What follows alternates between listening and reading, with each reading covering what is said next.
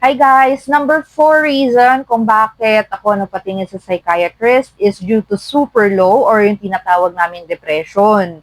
Siguro it runs for more than 2 years bago ako nakapagpatingin sa doktor. Kasi I am work from home, so I do not need to leave the house for me to go to work. So hindi talaga ako lumalabas ng bahay. So ang cycle ko niyan guys is either puro tulog lang ako after shift or hindi ako matutulog after shift. Maglulunod ako sa mga Korean novela or kung ano mga streaming platform yan, maglulunod ako dyan. At sabi nga nila, si mama gumising lang para magalit. Kasi bumababa lang ako sa baba for nature's call to use the restroom at nakakalimutan ko po ang hygiene.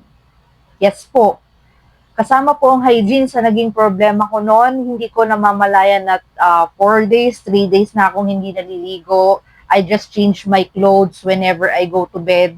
And the last part of being low, guys, na nakapagpa-trigger sa akin na magpa-check up na is, hindi ko alam na hindi pa pala ako kumakain for several days.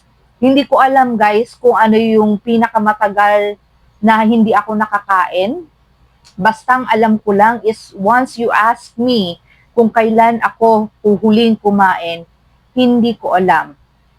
I just drink coffee more than 3 times a day. So what do you think, guys? Is my condition enough for me to see a psychiatrist?